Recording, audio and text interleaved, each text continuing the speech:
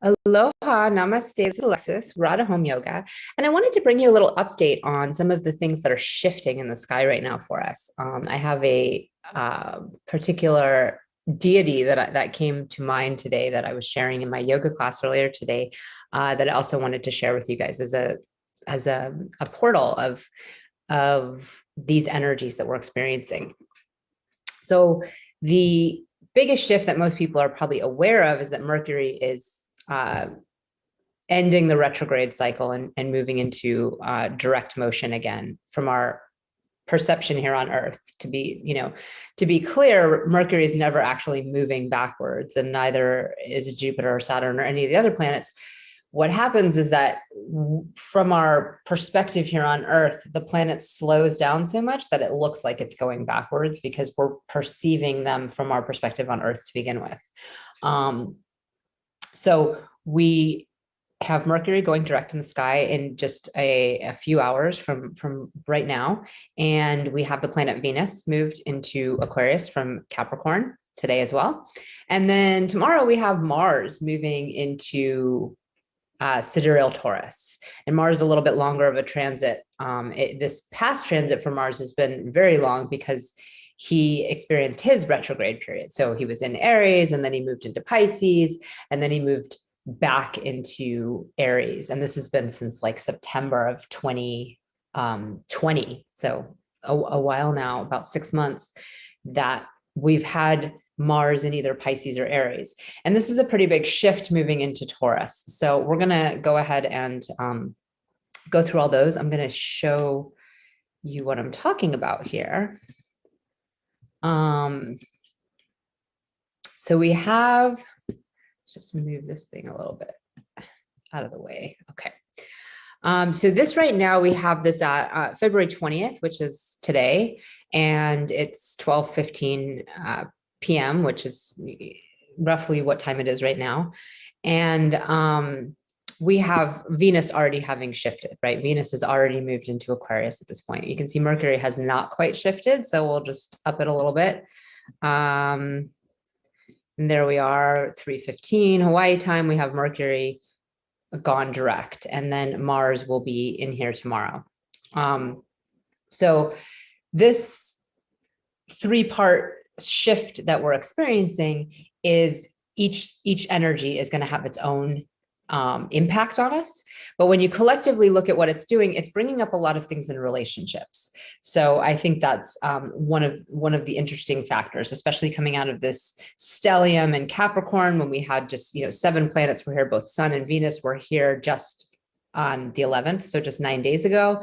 We had all those planets there. Mars was here, and the moon was here as well, right? So the moon moves quickly. The moon was out later that same day, and all the way over here now in its exalted state in Taurus, right on the node. So this is something else we can talk about, although it's such a fast transit, it's going to be gone before we know it. But this is a good time to feel stable in your emotions in some ways, because the moon is in its exalted sign of Taurus, but especially because the moon is exalted actually in Kritika in the early part of Taurus. As we get into Rohini, we see, look how close those degrees are, right? It's like exact. So the moon is, this is actually for 3 o'clock. So we're coming up on exact moon Rahu conjunction. There can also be a lot of confusion and delusion here, and less grounding than you would normally have with the moon in Taurus, because the north node is really ungrounding. It's where we seek all these things out in the world around us. And we have a tendency to really be driven by our urges, really be driven by this part of us that it feels almost fanatical or obsessed with something that we're trying to achieve. So it could be, it depends on what house it is for you, of course, wherever Rahu is. And you've been experiencing this for quite some time with the Rahu Ketu axis being here since the end of September. This area of your life has always been highlighted. And if you don't, if you're not already on my email list, when you sign up, when you subscribe to my email list and you sign up for the astrology stuff, you get a report on where Rahu Ketu is for you in your chart, if you're not aware of that already.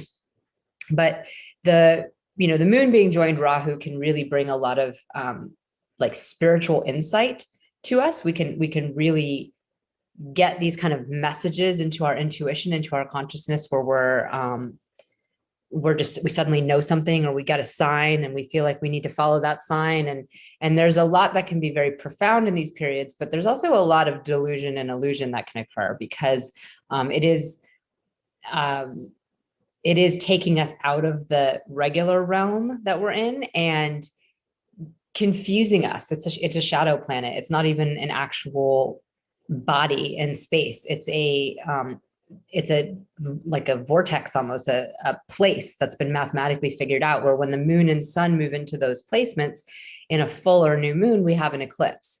So the moon is there, the sun is is not related to this right now, so it's not an eclipse, but it has that same quality of like giving delusion to our mind, causing our mind to have this otherworldly perceptivity that, again, can be very profound. You can really receive some powerful messages from that, but it can also kind of just lead you down random rabbit holes, or get you more confused, or have you sort of trip yourself out in even more ways, maybe by taking substances or something like that, that create even more delusion and more blockage from spirit. So it can go either way. A lot will have to do with your own chart, but the moon's exalted here. So there's power available, certainly power available, depending on what house this is for you, depending on your own relationship with this house and what planets might be in there for you. But on a collective scale, this is an exalted moon. So there can be some seriously profound things that happen. And even, on a social level or on a global level, it could be a moment where something, some big sign that we all experience happens, where something from the outer realms, this sort of alien quality or this foreign quality of Rahu, where we see everything as other, we see things as different from us, which is an illusion in itself, right? We're all one. So when we see something as separate, as something we have to attain, or something we have to get to, or something we have to do, there's that quality there. And of course, we know the moon has, NASA has a rover on Mars right now. So, who knows what's all coming of that. Who knows? I'm sure some of you do. I don't. I've been teaching yoga all day and tuning into my own self rather than not as much. But I do know that there's a rover on Mars, and that people are excited about that. And it's interesting because Mars itself is changing signs. And then this Rahu on the moon, there could be some, some information or something that is very profound or interesting. From the alien perspective, from the perspective of something different and foreign, something from foreign countries, in your own world, it's really an understanding of your emotional state being like almost clouded by judgment. And I use clouded, which generally implies that you're not receiving something in a clear message. But sometimes it can have a very direct connection where you really are getting some serious downloads. So the nodes are a very fine line on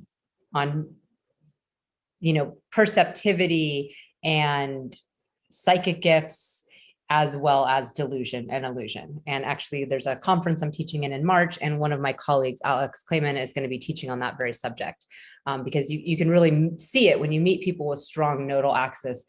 They have a very different foreign quality to them, and sometimes they seem like shamanic or very spiritually gifted, or something's great. And then there's also this quality of being kind of, pardon my French, but full of, shit. I'm trying not to swear, so I'm going to spell it. But they're, where they have an aggrandized ego, and they think more of themselves than they understand, and they see things as more than really are. And it's this exaggerated Rahu quality where we really magnify things and think they're more than they are. So especially if Rahu, say, on a rising sign or something, that can really magnify your sense of self and create a lot of self-importance, but also a quality where you don't actually see yourself very clearly, and you're a little bit delusional about it. So it can be both. And it often is. It's very rarely one or the other. Someone would have to have a lot of intelligence there for it to be, purely a psychic gift. And even then it would cause a lot of issues in the material, regular world. And then, somebody might have a very weak conjunction with the nodes that would create a lot of delusion. But the truth of the matter is most of us have a bit of a mix of that. And so it's also going to do what is the ruler of this doing, right? Because if the moon wasn't here with Rahu, it would just be Rahu sitting here. Well, what's the ruler of Rahu doing? Well, the ruler of Rahu is Venus, and it just changed signs. Whenever planets change signs, they're they're like uncomfortable. It's like you going from one place to another. You could be going from your favorite place to another place that you are, that you're from, maybe your home, to where you live, where you grew up, to where you live now, or something very comfortable to you, two places that feel great to you. But the travel is only going to feel so comfortable. There's only so comfortable it's going to be to go to the airport and to fly on the plane, or to get on the boat or the train or get in the car, whatever it is you have to do in order to get there. All of that is kind of uncomfortable. It's unsettling. You're out of your zone and anything can happen. You're not in your two safe spaces. You're not at your house, and you're not, at the home you grew up in. You're in between them, and you're on the road, and, all sorts of things can happen when you're in that state. So that's how it is for the planets. When they're moving signs, there's this uncomfortable energy of like shift happening. And so the ruler of this moon, Mars, is shifting. So that takes away some of the exalted quality of that moon, that stabilized quality of that moon in Taurus, and gives us another destabilizing factor where it's like, well, I don't really know where I am with that energy. And if you're like, either a Taurus or a Cancer who the moon is ruled by, the moon rules Cancer, these are your ruling planets that we're talking about, Venus and moon. So it's going to affect your identity a lot. Whereas if somebody is, Mars ruled people are also dealing with that because Mars is about to move signs also. Mercury ruled people are going from a state of feeling really delayed with themselves to going into a state of more direct action with their own lives. So what these planets rule for you is really important too. It's a fundamental quality of understanding the planets, is that they're not just what they are and what they indicate, but they're ruling things in everybody's charts. And that area of your life is what really gets turned around. And in this case, with 3 planets that are less than stable, that's 4, 5 rising signs, almost half of the rising signs that are in a state of instability as a result of that too. So these are all just things to be aware of. Well, moon isn't changing signs. It's always changing signs. It's always a little unstable. Sorry, Cancer people, but it's joined Rahu. It's joined this North Node. So we have, we have this going on, giving us maybe some psychic perceptivity, maybe a really good time to hear a video like this and to be able to kind of take in something on a different level in a different way. Venus moving into Aquarius is a big shift for us for a couple of reasons. One, Venus was joined all these other planets, right? And Venus is our quality of happiness. It's our capacity for joy. It's our capacity for relational joy and that compromise that we need in order to be in a relationship. And it's been in Capricorn, where we're very self-focused and very protective. It's all about meeting our needs of survival, being protective, functionality, utilitarianism. And it can be a somewhat selfish placement for Venus in general. It can be a place where I actually have my natal Venus there, and it really can. It can be a quality where your needs are the most important thing, or your survival is the most important thing. And there's a lot of practicality available, a lot of long-term vision available, but it's also it's a survivalist sign, and it's a functional sign more than it is about the depths of joy and pleasure and the wildest imaginations that we can come up with. So Venus moving out of this placement first is just changing into a lighter sign, an air sign, where there's more mobility, there's more movement. There's a quality of the future, of what can be, what could be, how we could see these systems of relational life being. Which is something I think we all need to look at right now. It's a bringing of the energy of our happiness and our pleasure into a universal realm where we want to explore how to make things work for everyone, specifically people who things don't work for, like poor people, where we're the people who are sort of on the lower rungs of society where things really don't work, and life isn't functioning smoothly, and the systems that operate are keeping them more oppressed and not helping them, things like that. So we bring our love and our sense of joy and happiness onto this world stage, really wanting to create more equality and fairness. And this could bring up within ourselves in our romantic relationships. It can take away a sense of intimacy and bring in a sense of collectivism into it, and certainly that could be something that sort of meets along the lines of polyamory, or something where you kind of want to spread your joy out of an intimate relationship. But it is really more about taking that quality of personal pleasure and being aware that there's only so much pleasure two people can possibly have within themselves if everything else in the world's on fire, or if everybody else is struggling. Like how much joy can you have, maybe even in the most loving embrace and most wonderful functioning society, relationship, if you look out your window and everything outside is just a mess and there's just tons of homeless people and everyone's unhappy. Kind of like that, except for instead of it being the throes of ecstasy that we were in before, we were in the throes of Capricorn. So we were in this sort of like, we need to have enough for us and our house, and we need to make sure we have enough things, and everything has to be sort of enough and keeping you alive and keeping your direct immediate family alive and all these things. And then it sort of opens up to like, oh, and look at all those people out there who also, they don't even have a home at all, let alone all the things that we're trying to take care of.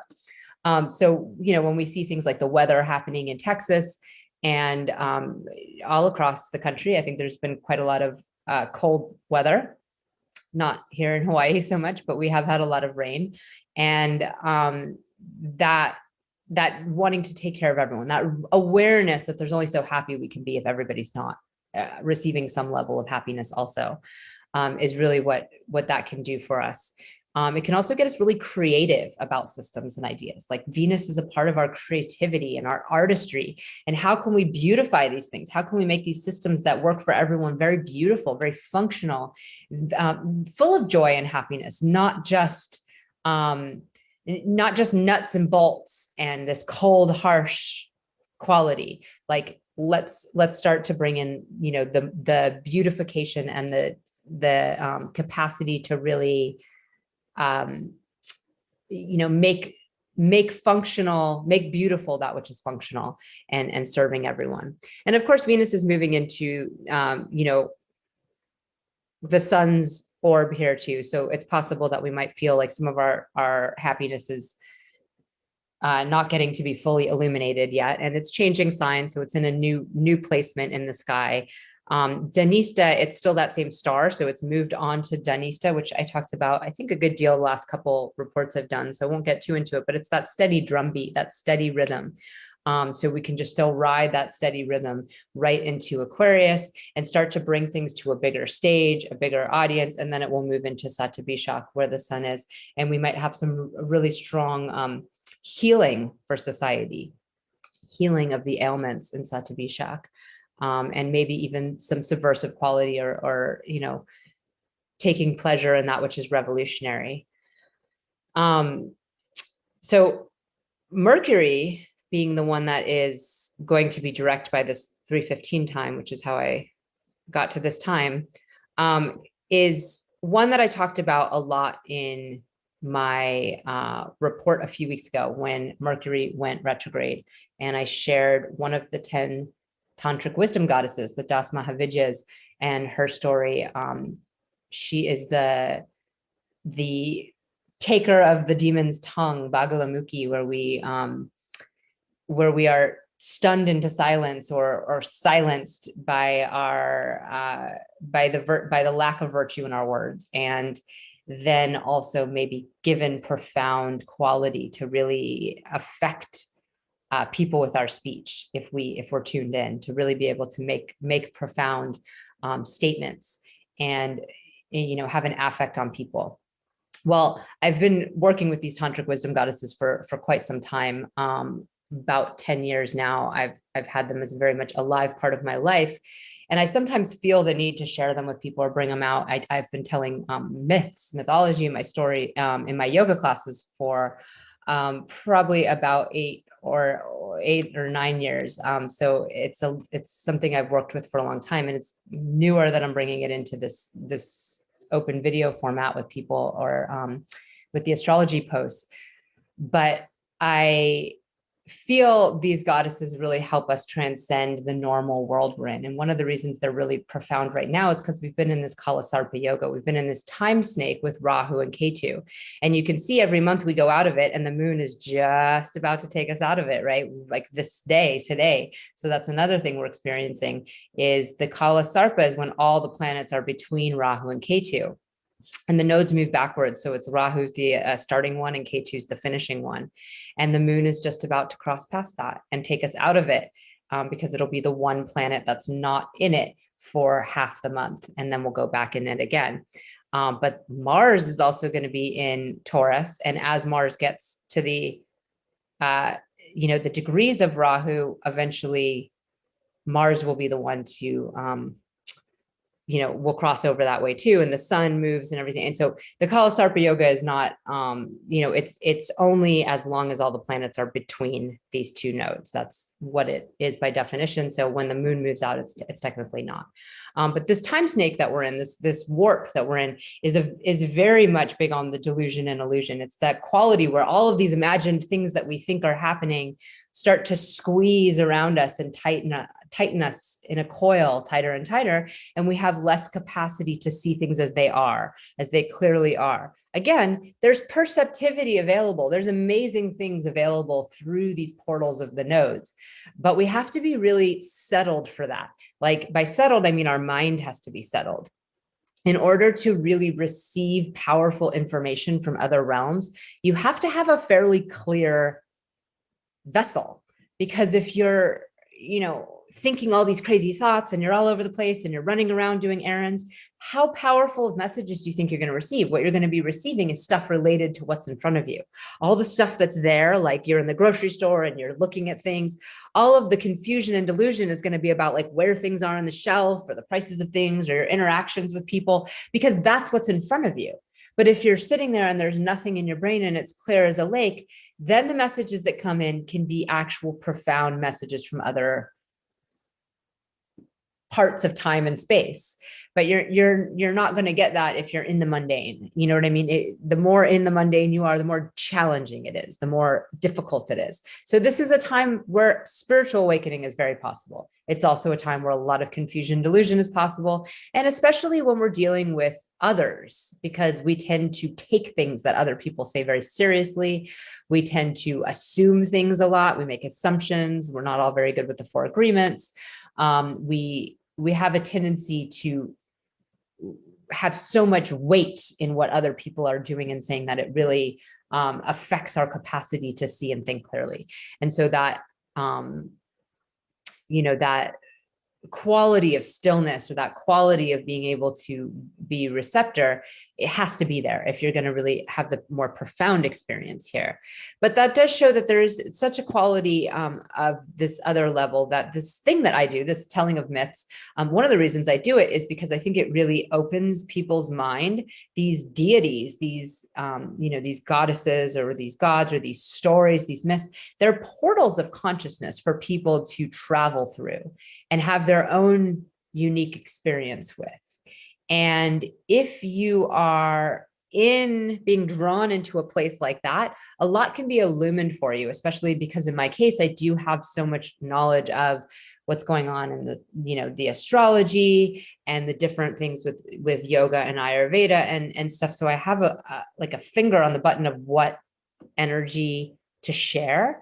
Rather than just sharing sort of any deity or the deity that I feel like in that moment or whatever, I kind of call in all that energy to really find out who's the portal, what's the portal for us all to walk through. And of course, there's some that we're going to resonate with really strong and work with on a regular basis. And there's some that might just be timely for everyone in that moment. And I certainly have ones that I'm drawn to more than others and things like that.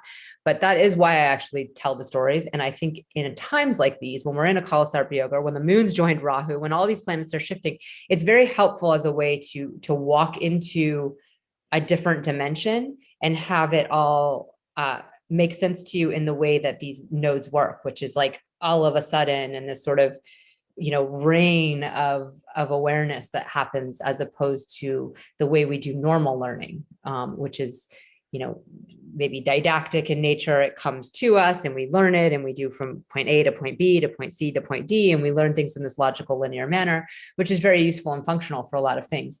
But when we're talking about this higher spiritual plane, it can just get in our way sometimes, that logic part of our brain that always wants everything to come back to where it's supposed to be.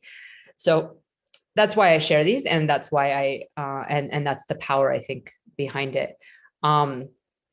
So Mercury going direct in Shravana.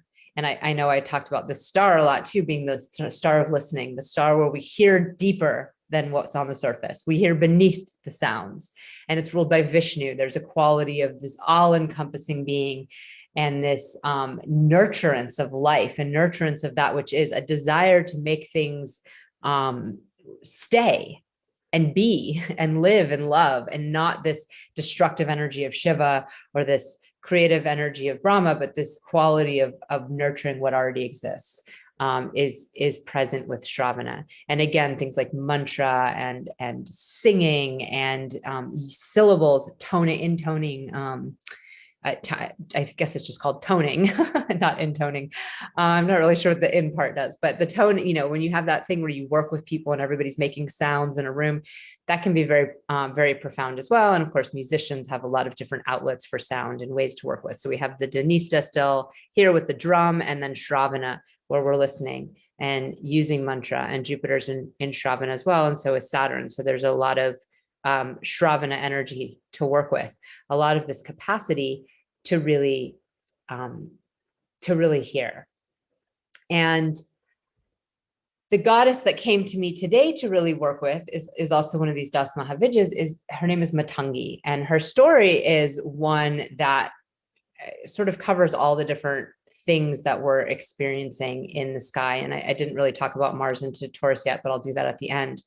But she is the Chandala. She's the outcast goddess, the goddess that you can offer food that has already been eaten, so leftover food to her, which is not something you normally do with the deities. You normally want to give pure, clean food to place before them, and then maybe you get to be lucky enough to eat something as prasad later, but you wouldn't offer unclean food to a deity except for Matangi. She'll accept it.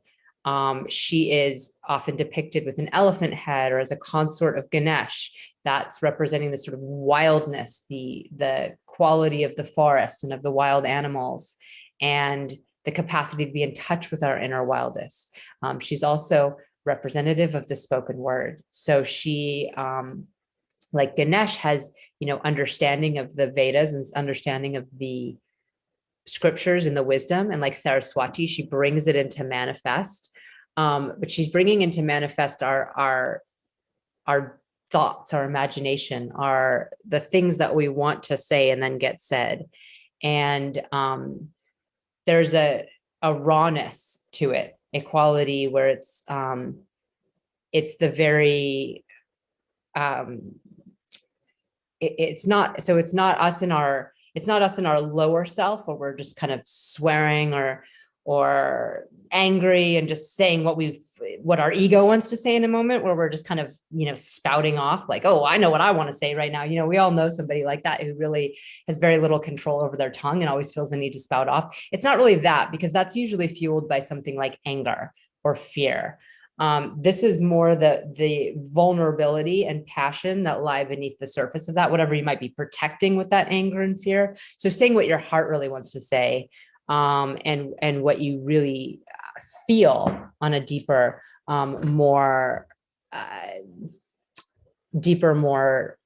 powerful level. And this is actually from this book, and The Wisdom Goddesses by David Frawley, a teacher who, is well known and throughout Ayurveda and Vedic astrology for sure. I like this book as a reference, although my teacher on these goddesses, who really has profound direct transmission and a wealth of information, is Laura Amazzoni, and she can be found as well. I don't know that she has a book on these particular goddesses, but she's really just quite a wonderful teacher on them.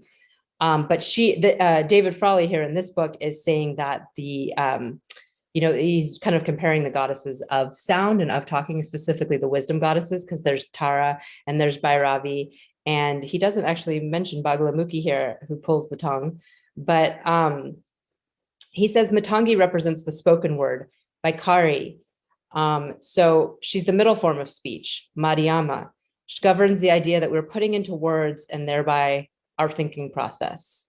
In her highest role, Matangi represents Paravakari, or the supreme word, as manifest through audible speech, which is a direct revelation of the highest knowledge in human speech, from which all true scripture arises. So as such, Matangi encompasses all the forms of speech. But my point in reading that or sharing that is that there's, we each have a different connection with what our words speak of our highest truth or our, middle truth. But it's not this sort of animalistic raw anger, but it's also not really carefully choosing words and being very specific to craft a specific art or image or something like that, which is more in the realm of Saraswati, where we are trying to actually make something like refined classical music, as opposed to the really like gritty soul music that just comes out of us. So Matangi definitely has more of that gritty soul and less refinement.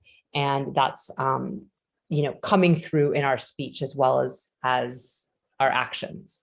So in the story, Shiva and Parvati are having like some fights. They're, Shiva's just wanting to meditate all the time. He's ignoring Parvati and her needs. He'll come together with her to make love, but then he doesn't really do anything else. He's not going on dates with her, picnics. He's not really treating her the way she wants to be treated. So she says, I'm going to go to my father's house, Himavat, in the Himalayan mountains, and I'm going to hang out in the palace, and I'm going to live there for a little while because, I'm upset. So Shiva lets her go and starts meditating again. And she goes to her dad's house and she's enjoying the luxuries of living in the palace. And both of them start to have some, yearning for each other. She's enjoying taking baths and all the stuff, but she's missing his touch, and he's meditating, but it's like he's getting disrupted in his meditation. All these vritti is coming in. He's like, I miss my wife. And so he decides to dress up as a salesman and come to her father's door. So he comes and her father does not really love Shiva. He kind of preferred that she would have married somebody more like Vishnu, a little more presentable. And Shiva's a bit, he's into corpses and graveyards and cremation sites. And he's, he smokes weed. He's got like the dreadlocks. He's not fully dressed. Like he's not really the guy that Himavat was hoping his daughter would be with. So Shiva dresses up as salesman, comes to the door, knocks on the door, and Parvati answers. And she's, looking lovely as always, coming out of her bath. And he starts to show her all these beautiful ornamental seashells that he's found from everywhere. And they're stunning. They're gorgeous. She can't get over them. She sees one, she likes another, she likes it another. And she collects them all and says, oh, how much do these cost? And money's no object to her. In her father's home, he has anything she wants. But Shiva, trying to test her loyalty, says to her, how about we just do a trade instead? I'm happy to trade time with you for these beautiful shells. At first, she's offended. How dare this salesman talk to me like that? But then she sees behind the twinkle of his eye that it's actually Shiva. And so she decides to play along. She's like, oh, and she drops into her seductive self. Okay, I could do that. I like trades. You want to meet by the river in an hour? And he's like, now Shiva's mad. He's like, holy cow, my wife is just willing to go, with the salesman for some shells. So he's huffs off to the lake, kind of upset, but he's going to meet her there at the river. And she is, getting herself all dressed up and adorned. And she decides to dress herself in a way very different from her princess self. So being at her parents' house, of course, she has access to everything of beauty, but she decides to dress herself like a Chandala girl, like a lower caste woman or an outcast, wearing very bright red and lipstick and jangles that are more like brass than gold, and everything's kind of loud and shimmery. And she, her shoulders showing a little bit, and she's kind of fallen out of her dress. It's not perfectly fitted. And she prances her way over to the river and starts to do little dancing while she's going, moving her hips, getting into her wild animalistic nature. And Shiva's like, who is this lady? Like, this is not my wife. I've never seen somebody like this before. She's totally transformed into this Chandala girl. And, she comes right up to him and starts to seduce him and dance for him and sit on his lap. And he's like, wow, this is really, I don't want to cheat on my wife, but wow, this is really turning me on. And then he realizes it's his wife. And then he realizes at some point when they start actually making love that his wife knows it's him too. And that she's just playing along. And they have this time together, this experience together. And when it's over, he's like, I think that's one of my favorite forms of yours. Like that was great. I loved you being this sort of gritty, raw woman. And just like with Jumavati, who I spoke about during the new moon, where the quality of being a widow and being like no longer attached to a man gave her this freedom where it didn't matter anymore. Since she no longer mattered in society, what she did no longer mattered in society. Well, Matangi has the same experience because she's an outcast. So she already doesn't matter in society. She's already this throwaway girl, this girl who eats leftovers, this person who doesn't have any stature, who doesn't have anything that she's supposed to be doing to satisfy her parents or her husband or society or all these other things. She doesn't have any of those roles. Her roles is outcast. Her roles is she's already been tossed out. So she can do and be whoever she wants to be. So there's freedom in that. There's that freedom of not being stuck in the confines of society and in the rules and regulations of that. And so that's what Shiva was enjoying so much, and also what Parvati was enjoying so much in embodying this Chandala girl. And so he says that, she says, okay, I'll bring her back. She'll be around. He says, this is my Matangi. And the Mata is like passionate, and it's also it's this passion and this wildness, but it's also a thought or an opinion. It's also a the thought that arises in our head, which are pretty wild and free. We can just have our thoughts. They can come to us however we want, and then we censor them from there. So if you're somebody who really censors yourself a lot, maybe you censor your thoughts before you even become aware of them. Most of us just censor ourselves before our speech. We have all these thoughts and then we're like, okay, well, we can't say that, especially nowadays, right? The level of censorship is like through the roof because people are so like everybody's like a, wannabe cop dash, tell everybody else what to do person, whatever that is. I can't even think of what it's called, a narc or something. It's really not the right word either. Everybody's sort of, Betty shames a lot, the nosy neighbor who's like, you shouldn't be doing this, da, da, da, da, da. People are having trouble looking at their own reflections and their own hypocrisy, and they're really doing a great job of putting it out on other people. So unfortunately, that's where we're at right now. And hopefully people are starting to work more on that, K2 and Scorpio part of their own fears and their own shadow, and maybe digging a little bit into themselves as opposed to just telling everybody else what to do. But I have not seen that happening quite yet.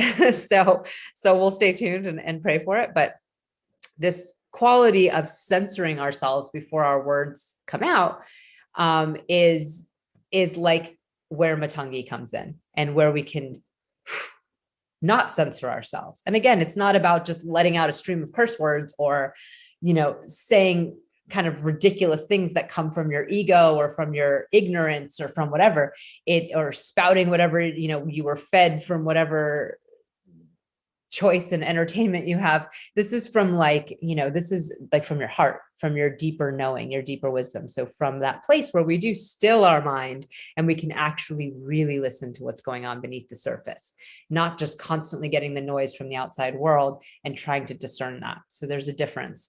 There's a difference in that discernment and in that level of discernment. If you're always looking outside, then you're going to have trouble having that arise. So the, quality of Matangi is also one of deep wisdom, really, really understanding wisdom, not surface buddhi, not surface discernment, deep discernment. And as Mercury is moving forward, it's not just our speech that gets stunted when Mercury's retrograde, it's also our intake of information. Like everything is delayed, the communication, and especially with partners, right? With retrograde Mercury, one of the biggest issues we might have, and it might be more business oriented for you at this point, because we do have so much related to our computers, our emails, our phones, and everything, that we might miss important phone calls, important contact that we need to have.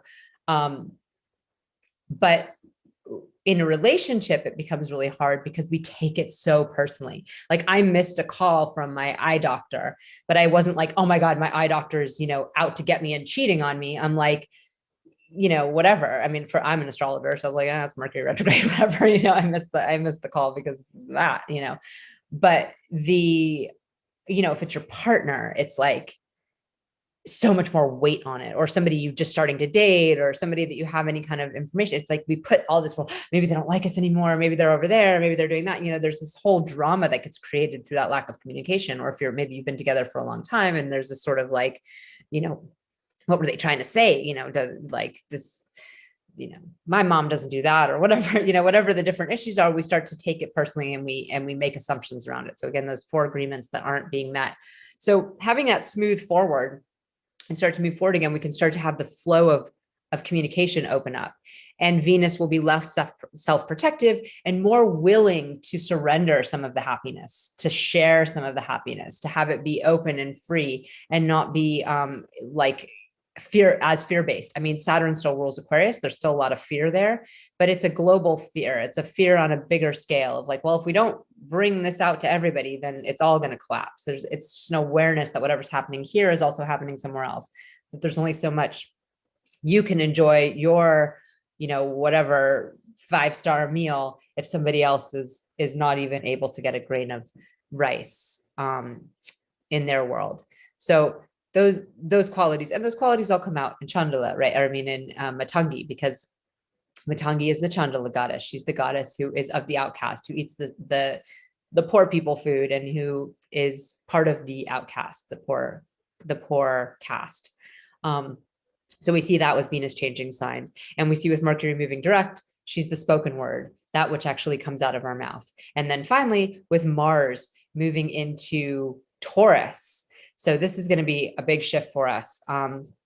And let's see, Mars is going to be in Taurus until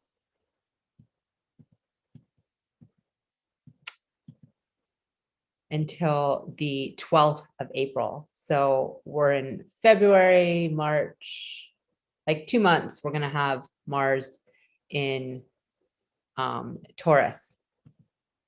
And I'll just try to get this back here. Sorry. I always have Mercury retrograde. It's my regular state of being.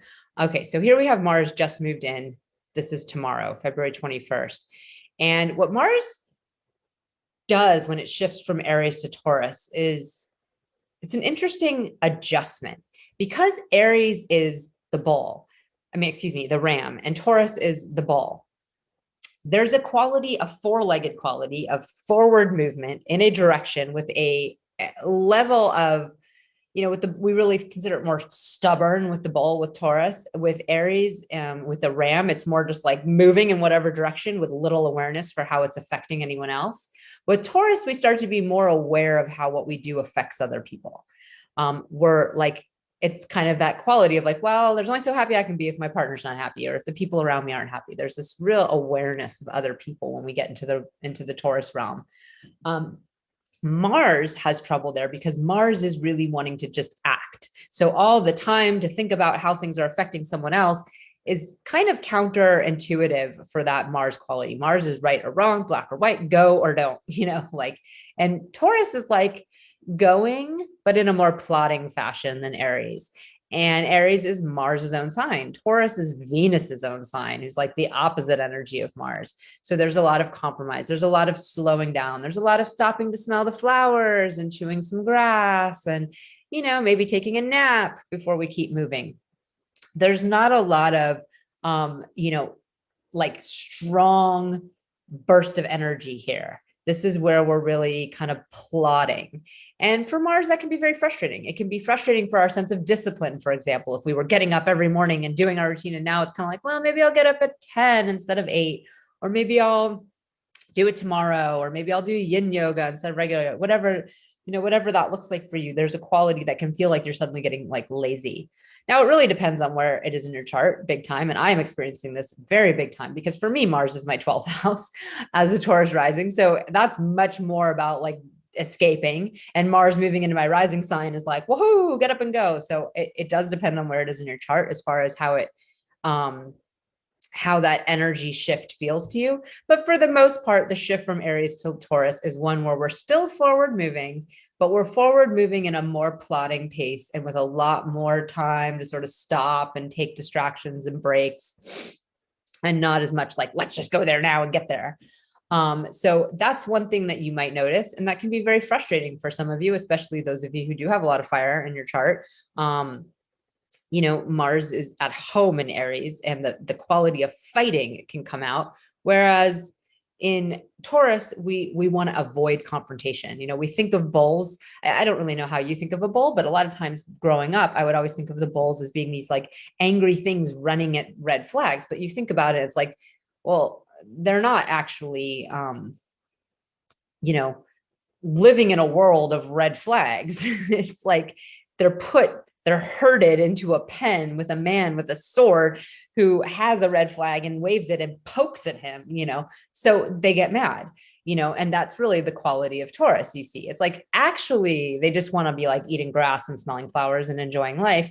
But like, if you're going to wave a red flag in front of them and poke them with a thing, then they're going to get mad, and they do have horns and they are strong, and they will probably hurt you pretty bad. So that's that quality of Mars where it comes out only when being really pushed. Where that quality of anger that comes out only when being pushed. Mostly kind of gentle creatures that really just want to get along and not have a lot of struggle. But if you're going to mess with them, they will mess with you back, or they'll just eradicate whatever it is that's in the way. Like, get rid of that thing that is keeping them from their peace and keeping them from their happiness. And so we see that with Mars there, our anger will be more like popping from somewhere, as opposed to a steady adrenaline that's constantly moving us, where we're feeling competitive in every moment and we really want to make this go. And that feels good to us, like we're a runner in a race. It's going to be different than that, where it comes out in different paces, in different ways. And so, of course, also for a Taurus rising, this is your 7th Lord. So it's bringing relationships heavy into it. For each of the different rising signs, it's going to affect a different part of your life, right? It's going to be a different planet. Like for Gemini, for example, it is 6th Lord. It's the 6th Lord and the 11th Lord. So it shows how they have trouble in, maybe in community at large, in their public image, how there can be some issues.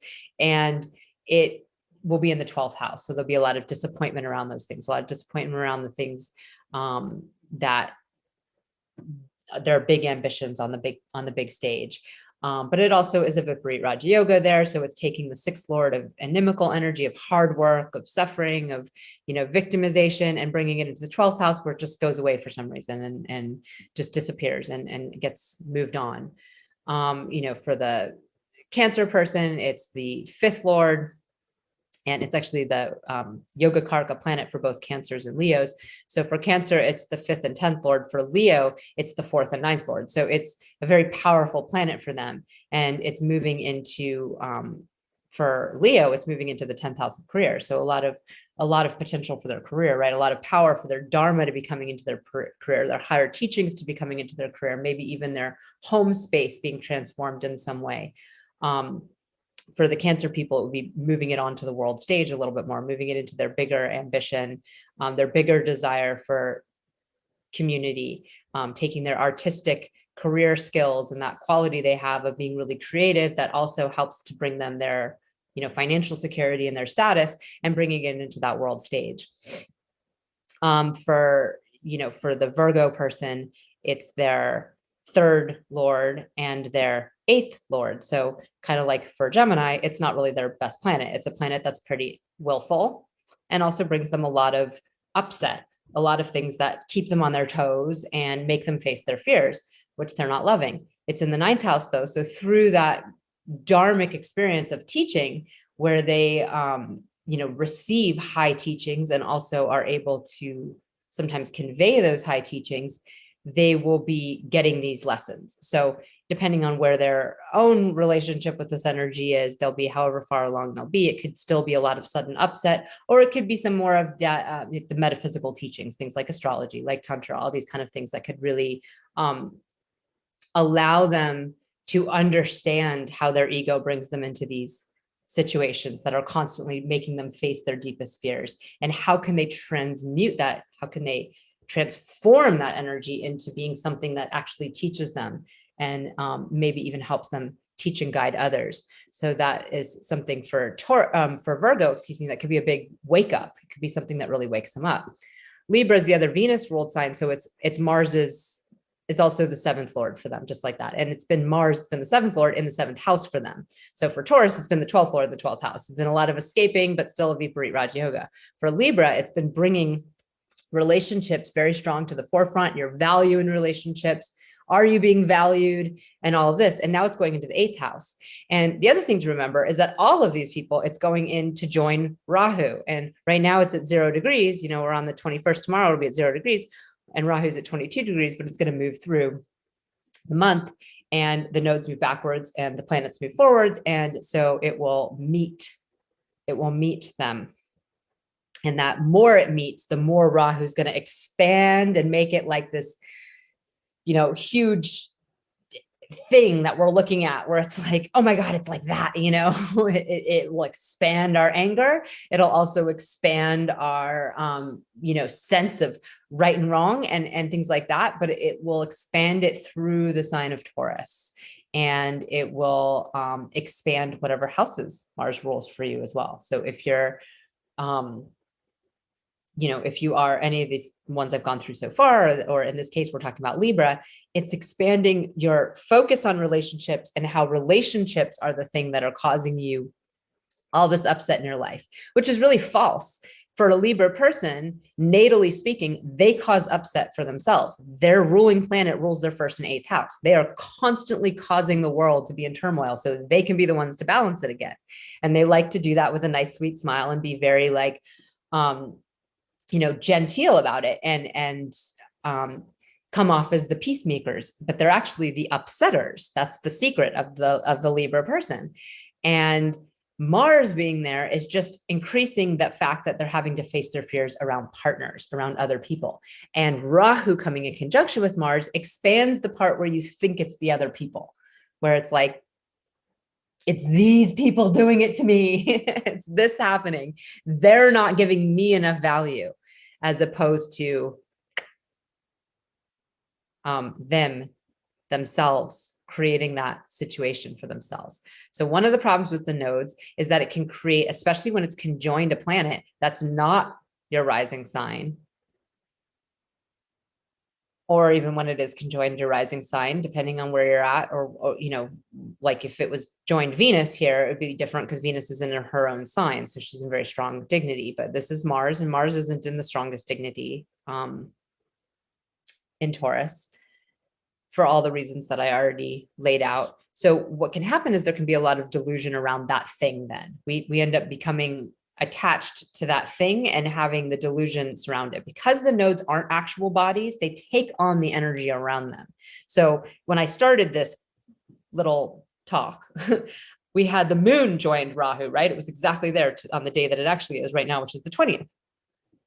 So the moon was getting all this Rahu-y energy, and Rahu was taking on the qualities of the moon, the emotional quality, the perceptivity quality, the need to attach to things.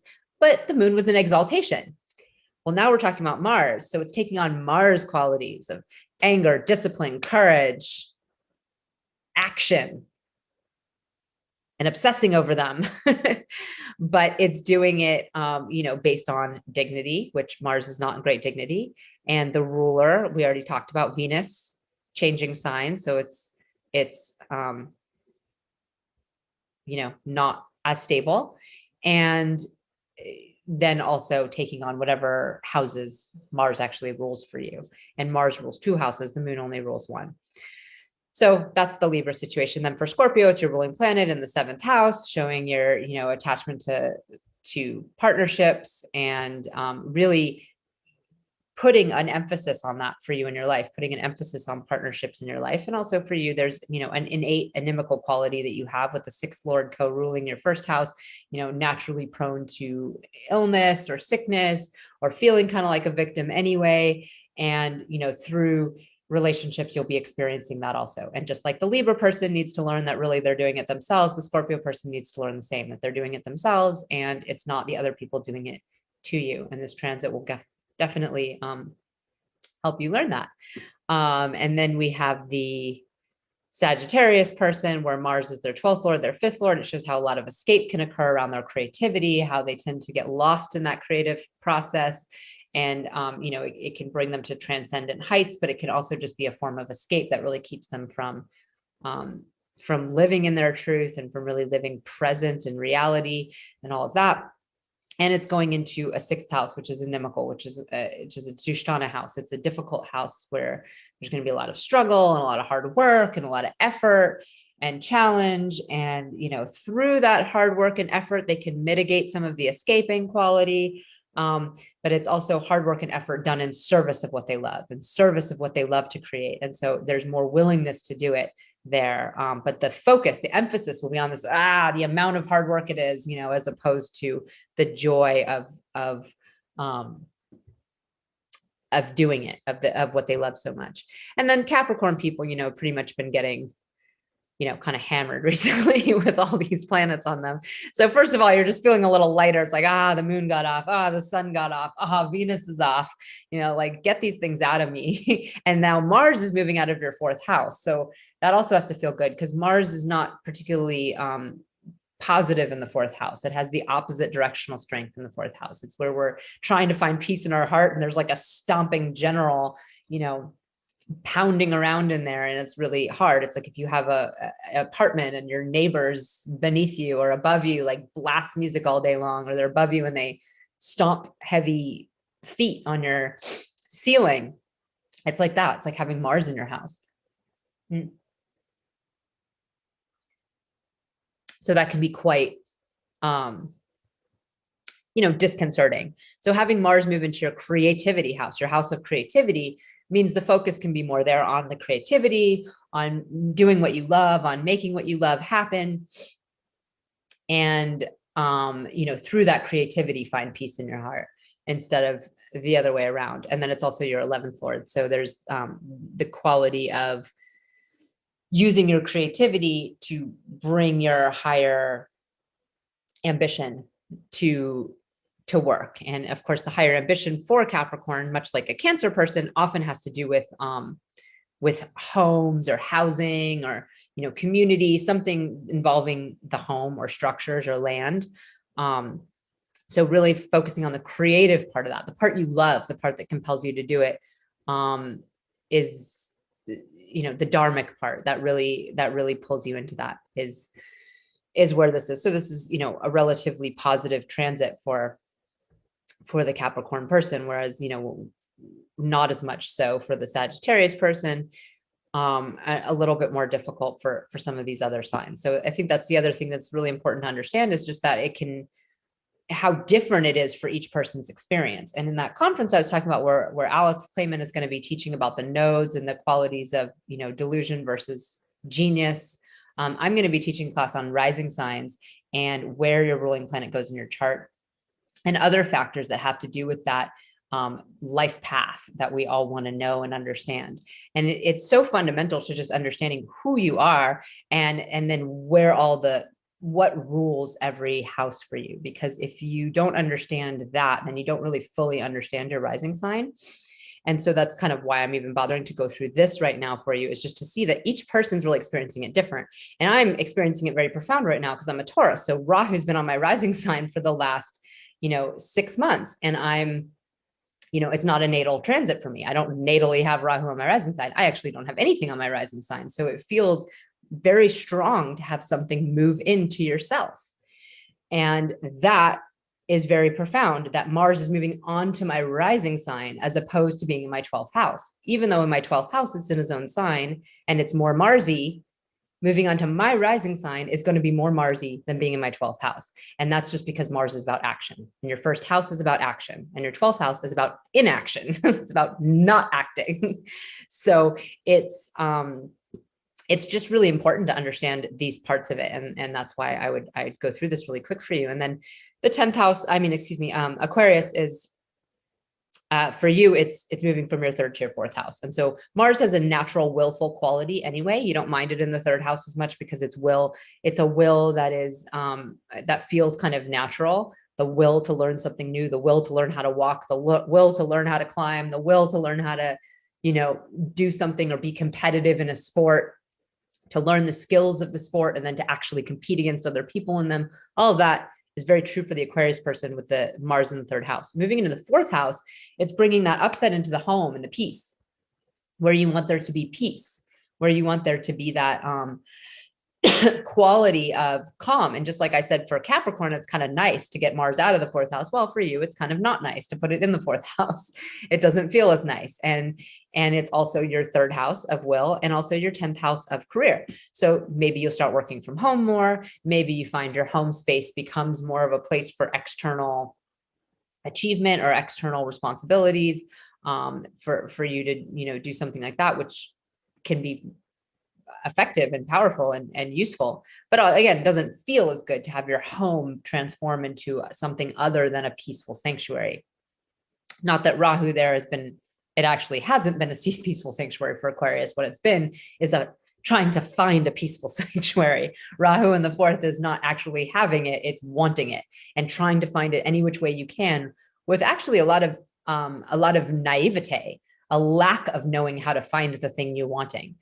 So Mars moving in there is just going to add to that part of it where it's not there, where it's even more obvious it's not there. But then it's like, okay, well, at least now it's functioning and serving a purpose and giving me, I'm learning something new from it, or I'm advancing my career or my bigger goals or whatever. So maybe there's a feeling of productivity there. And the Aquarius is naturally humble and naturally willing to sort of share the world, share stuff, share resources. So it might not be as hard for you as others, but also that fourth lord is moving into your first house, right? So the sun has just moved into your first house. This is a big deal for Aquarius because Aquarius has had all that stellium of 7 planets have been in their 12th house, a full escape, like disappointment, escape. Yes, if you're super high on the sadhu field, maybe it was very powerful for you, but very few people are, especially if you're on Facebook or YouTube and you're watching this video to begin with. Chances are you're not there yet, and that you're not, that a lot of actual escapism occurred rather than anything, like super high meditative quality, but both potential is there. So when the sun and moon moved out right after the 11th, right after that new moon, that was very powerful for Aquarius. It's like, a little relief, your seventh lord, it's not everything, but at least maybe you're not escaping through other people. Maybe other people are pulling you into yourself now, pulling you back into life, pulling you back into your identity. Venus being the fourth lord and the ninth lord is the Yogacaraka planet for Aquarius. It's a very powerful planet, and moving it out of the land of escape, out of the land of disappointment into your rising sign. Ooh, stuff can happen here. I could have positive teachings. I'm getting positive teachings from where I live or from my home, maybe via internet, or maybe you live in community. This quality of like becoming alive again with things. So as much as it might not be peace in the heart or whatever, it's very, very positive in the sense of pulling you out of escape, and really other people doing it, right? The sun is your seventh lord and Venus is the one there. And I know this is supposed to be about Mars, this little ditty where I'm going around, but I mean, this is Aquarius's rising sign. We can't really change the fact that Venus is now on their rising sign, the Karaka, the indicator of relationships, and the seventh lord has just moved on to there too. So it's a big time, and both Sun and Venus move quick. So they're not going to be the 2 months that Mars is there. This is going to be a short-term thing, but those two things are bringing you out of your slumber and allowing you to be more present in reality, and specifically present with relationships with people, right? And then how do those relationships help feed your dharma, right? And your home where you live, and that quality of peace in your heart that you want to get from your teachings and the things that you're learning in the world, and also maybe even the things that you might share with others.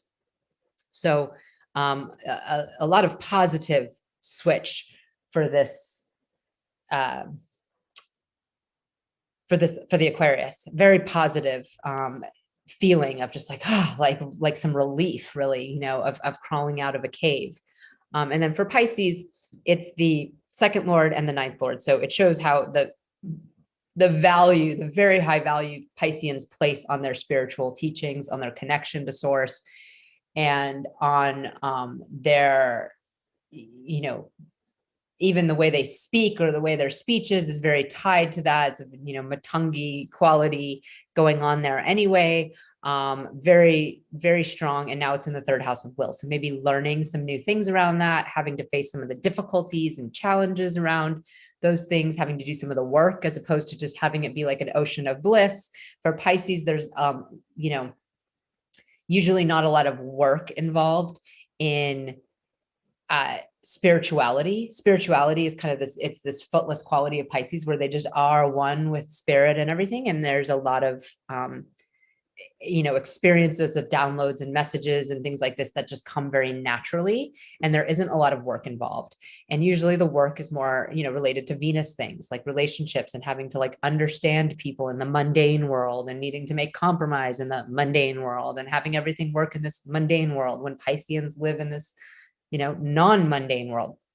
So the, you know, the quality of Mars going into third house shows that there's like a quality of will needed. Like you actually need to like do something, and it's going to be, you know, not always fun. And it's going to bring up arguments and competition and the, you know, needing to learn new things, like actually learn new things, not just divine them. And, the skill and effort necessary in that. And so it'll be a little bit challenging for you as well. And then for Aries, it's your second lord. So, you know, the focus is really going to be on it. It's your second and your eighth lord. So it shows how, you know, money and value is sort of always in turmoil for you. There's a lot of like, you know, chaos that can surround your values and your financial situation, your security, and that you kind of like it like that. But excuse me, that was not the right thing to say. Aries is ruled by Mars, who also rules their eighth house. So there's a lot of tumult that Aries creates in life in general. Just like the Libra person is constantly creating tumult, well, the Aries person is doing that too. The difference is that for the Libra person, it's like, doesn't seem like part of their personality because they're all about trying to bring things to balance. Whereas for the Aries person, they seem destructive. When you meet them and you meet that intensity. You meet a ram and you know that that's probably that they're facing their fears all the time, that courage and, you know, that strength is part of who they are. And that, you know, for them facing danger is not necessarily something that you don't see happening. It also means that it happens more on a physical plane and less in this sort of emotional plane that the, you know, the Libra person is doing, because Libra is so into relationships to begin with, whereas Aries is much more selfish. So there's a quality where there's not as much concern for other people. So your biggest fears don't involve other people really as much. So, or they do, but you're not on a conscious level. Like beneath the surface, that's a deep fear of losing other people, but the daily interactions of life, it's not the focal point for an Aries person. So then the second lord is the same as the seventh lord, and the value that they get from relationships is high. They require partners who bring value to the table, and they also find some of their own value through partnerships. And now Mars is in the second house, so the value part is going to be very very high focus. Like if they're not partnered, really finding somebody who aligns with their values or who brings value to their life. If they are partnered, really reassessing the values. And then of course, Rahu is going to be on Mars. So it's going to be a focus on their own self through it, their own, you know, how's this affecting me? How is it affecting me? And it's their eighth lord too. That's what I was trying to say, is their first and eighth lord and the second. So it's going to show how through money, they're experiencing their fears. They're experiencing their fear of things through their relationship with their security right now. So the whatever money you have, whatever constant stream of income you had, or whatever, maybe something's getting thrown into upheaval, and there's a questioning of the resources and where things are coming from that can really cause some stress. And the magnification is on the you part of it, the self, because Mars is the self for the Aries, especially when Mars gets closer degrees to that Rahu. That will be the heavy focus will be on that sense of self. And the ruler of Venus is also going to affect this, especially when Mars is not close to Rahu. So when they're together, Rahu is going to be the most swayed by the Marsian energy. But when they're not together, the Venus rulership is really what's coloring Rahu's experience more than anything. And Venus, at the moment is in between signs or just getting there. But being in the 11th house for an Aries person, it's through community, it's through their bigger ambitions and stuff like that they're experiencing this questioning of their values. And this insecurity, Rahu's got this insecurity quality of their values. So not knowing what's happening in the bigger world makes them insecure. And the fixation will be on the self as it moves further into it. And then, of course, also on the facing of the fears around that. So this is kind of a blueprint or just a little layout of how Mars will affect each of the different signs in this transit. But of course, on a bigger scale, on a more social scale, we're going to be moving out of some of the angrier action or the more self-directed action, the selfish energy of Capricorn and Aries, which are two of really the most selfish signs in the chart. You look at the other fire signs like Leo and Sagittarius, and there's a lot more, Leo has to worry about the kingdom. If you want to be king, you got to have king, you got to have a kingdom. You can't just be king self-proclaimed. Other people have to also think you're a king. Sagittarius, same with the preacher or the priest. People have to follow you and listen to you. You have to have some kind of belief system that holds some water, has some grain of truth in it for something to happen. So there's a lot more reliance on other people there. With Capricorn and Aries, it's all about, like with Capricorn, it's all about survival. With Aries, it's all about what I want to do. What's my motivation right now? And I'm going to go do it. And there's not as much room for compromise or even taking into account other people's feelings or needs. And as we move into Aquarius and Taurus, that's going to change. That's a big shift. And it's a shift from Saturn's one sign to his other sign, but it's a sign from the self-preservation into the how can we preserve us all? And this is a shift from a four-legged forward-moving sign to a four-legged forward-moving sign that moves a lot slower and stops to smell a lot more roses and eat a lot more grass and maybe, make some love along the way and have some fun in the meantime. So the pressure is definitely coming off, and the selfishness, and a lot more room for relationships, and Mercury moving direct, having this quality of your words actually getting there and being received. And so I bring in Matangi as a portal to work with that can bring us more into our wild and free sensual part that Taurus can really do. Mars and Taurus can really bring out our sexuality and our capacity to act from a sensory place, and really be in our bodies and really be in the moment.